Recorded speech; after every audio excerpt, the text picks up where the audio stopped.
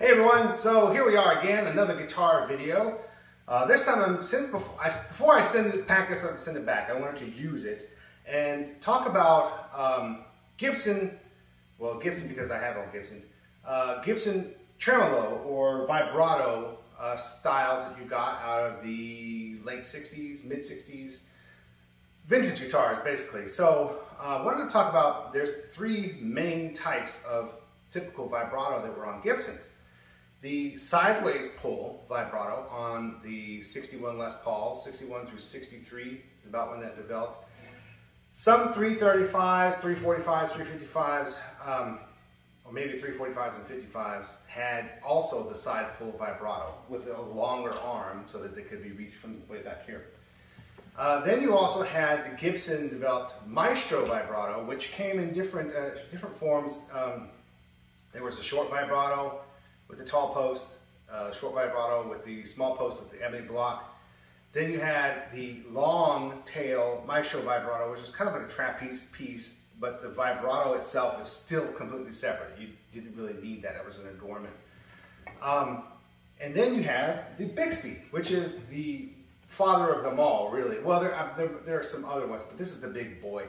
The Bigsby was the gold standard of vibratos in the 50s and 60s. And it's much more complicated, heavier, bigger, more of a contraption.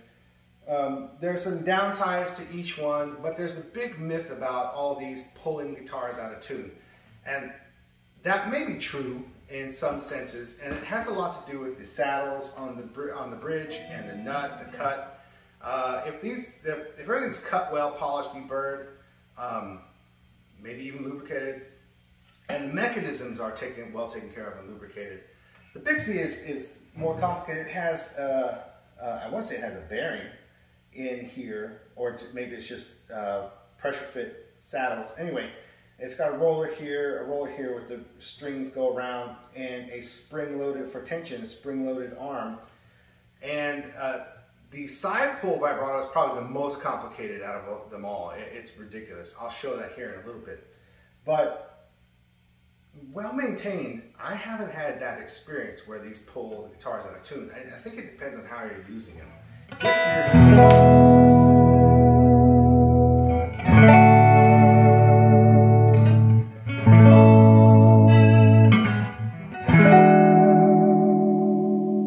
If you're doing that, what it's intended to do is to give you a light vibrato. It's fine. It's not an issue. I want to show that here. I don't know if this will come across on camera. Let's make sure. Perfectly in tune, aside from the E is a little. Let's do it without the volume here. We're in tune. I don't know if that's coming across there. All the strings pretty much in tune.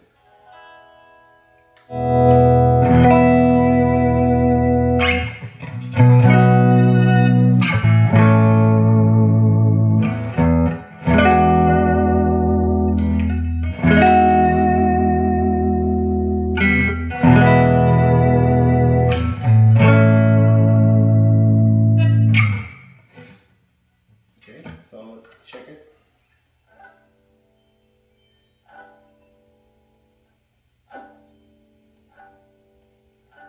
Pretty much all in tune still. I don't know why the G's not showing up. I just didn't seem to get that one right in the beginning. But anyway, good.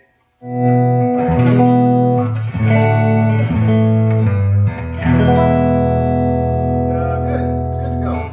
If there's some minor variations, it's probably just because I didn't get it perfect in the first place. But yeah, that's not my experience. Now the sideways vibrato is probably the most notorious because it lasted only a few years and then was replaced with the Maestro. And then Gibson has reissued that sideways vibrato, but I'm going to talk about that here in just a second. I'll be right back. Okay, so this is the side pull vibrato as reintroduced by Gibson. This is the same that you would find on all of the custom shop USA 61s. They're exactly the same.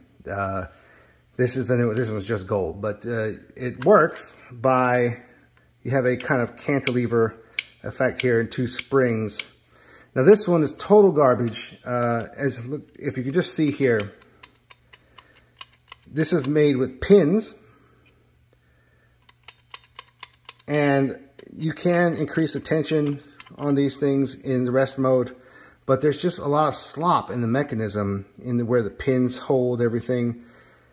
And the problem is when you have this long lever trying to move this thing under string tension, these, with the slop that's in that little, you can hear it and kind of, maybe you can see it, I don't know, but I can feel it and I can see it with my eyes. Anyway, the slop allows for it not to ever go back to zero. And that's the problem with the tuning stability on this thing. I've seen a couple that work better than others. It's just a tolerance issue. The other thing is, these are friction surfaces, right? So if it's not lubed up or if it's not deburred perfectly well, it's never going to go back to the same spot. Now, the vintage version, this one's taken apart, uses bearings. And it has the same kind of middle arm thing, but it has bearings and much beefier springs as well. But these bearings, if they're in good nick, if they freely move well, this one's a bit sticky, but this one's great. You can replace these bearings. But if they move well and everything's lubed and shined up and not all gunky, then these things will return to zero. They'll work great. I think the problem most people are having is that these were not done well. Okay, folks, so here we are with this. This is my 1961 Les Paul SG body style. This it's all original. It has its original sideways vibrato. I have taken it apart, cleaned, lubed the bearings, polished the rod arms and everything to make sure that they're free of burrs and gunk. Cleaned everything. Everything is good to go on this, and it works well. I don't have much problem. Now I do know that the nut, some of the strings will stick in the nut a little bit, but I'm not willing to file that out or anything. I want to leave it alone. Let's see if we can get it here. I just confirmed it a second ago, but now it doesn't show me all the strings.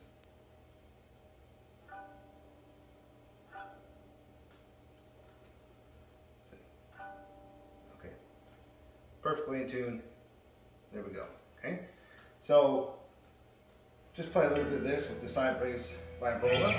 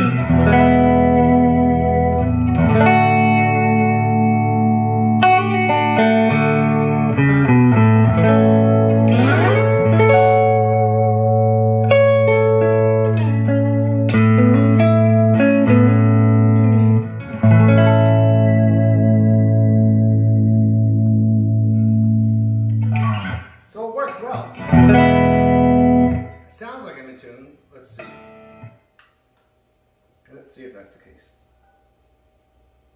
Perfectly in tune still. So they can work. If you really jam on it, of course, it's going to pull it all out of tune. Something's going to move in the saddle. The string is not going to sit right.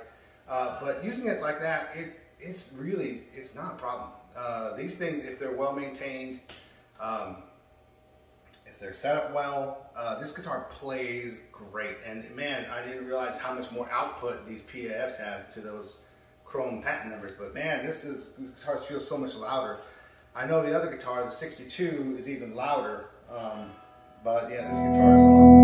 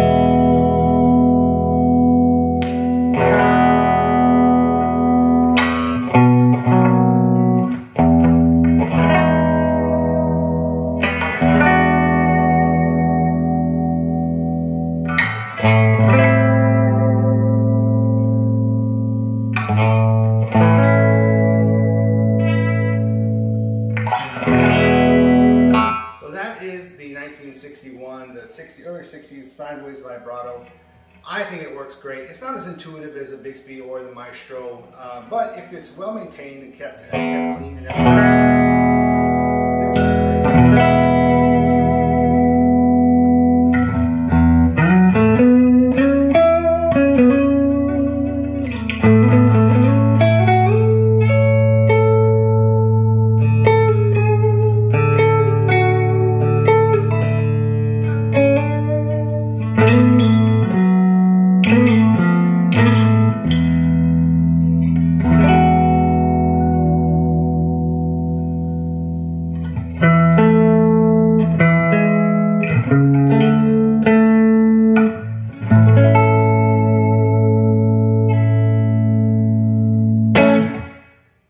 Next up is the Maestro. Okay, so here we are with the 1962 ebony block Les Paul SG replica. So a little bit about this guitar quick. This is a 2013 body. It's a husk I got off of eBay, and it needed some work. So it was in generally decent condition, but when I got it as a husk, it had nothing on it, just nothing at all. So anyway, as a husk, it had, when it came, you open the case, it smelled like cat pee immediately. So apparently a cat peed on the guitar or something, because the fretboard was destroyed. It had, the frets were sprouting all over the place, the inlays were, it was just nasty. But being nitrocellulose lacquer, it had no checking on it. The lacquer protected the finish, or protected the wood every place else, so the place that didn't have lacquer on it was nasty and gross. But everything else was perfectly fine. So it needed a new fretboard, which worked out pretty well. So I did all of the, I stripped it, I did all of the woodwork, I did the body bevels like that one, as close as it could be, because this cut's a little bit different, but everything else is to the right dimensions. And sent it off, I plugged the Nashville style, whatchamacallits, the inserts, with mahogany plugs, put true ABR1 studs on there, sent it off to Historic Makeovers, who replaced the fretboard with a Brazilian rosewood fretboard. So it has a Brazilian rosewood fretboard, hard nitro finish, vintage tuners, vintage PAS, vintage plastics, Mojo Wax plastic here, vintage knobs, vintage electronics. It's got old Central Labs, 50s Central Labs. It's got old Switchcraft tips, switch tip and selector. Vintage Maestro Vibrola, ebony block, vintage ABR1, all the stuff. So it's gone through a little bit of evolution. It did have some throwbacks in here at first, but didn't now have a Zebra 1959 PAF and a patent number PF with purple wire bobbins in the neck. And it sounds freaking awesome, plays super awesome. The Brazilian rosewood board is beautiful. It's the best setup guitar. It just came out of the box perfect. Those guys at Historic Makeovers know what they're doing. So side note, if you want to make your guitar a decent guitar, great, send it to them. They will, the Brazilian board, it doesn't change the sound, I don't think, but it changes the feel for sure. The Brazilian wood is much slicker, kind of like ebony. It's it just has a different feel under the fingers. So when your fingers do touch it, it's just, I don't know, maybe it's placebo, but it has less grain than Indian rosewood.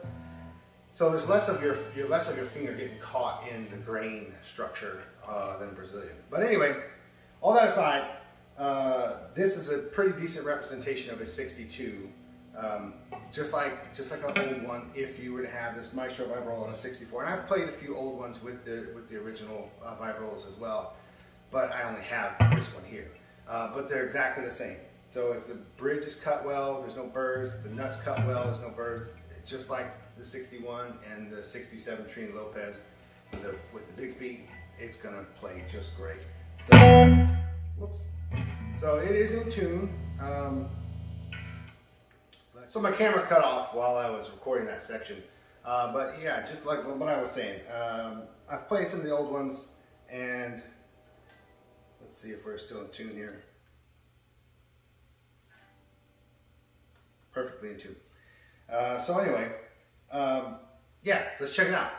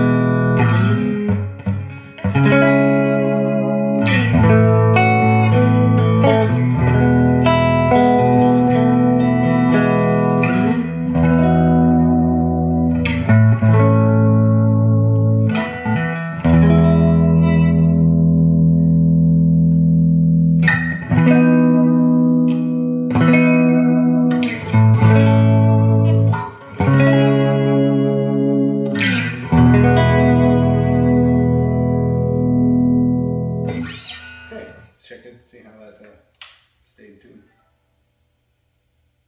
It's perfect.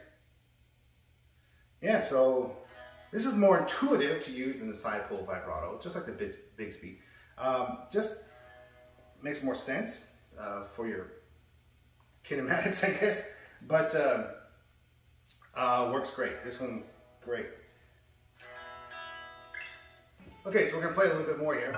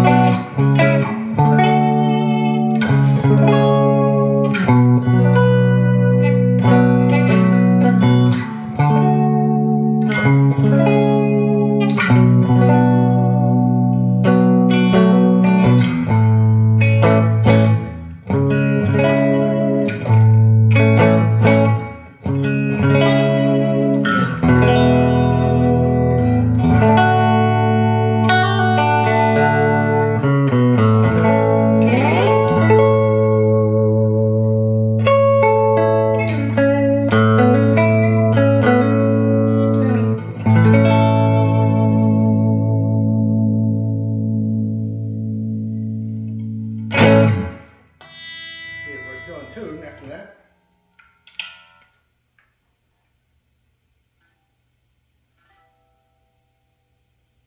Perfectly in tune still. That's awesome.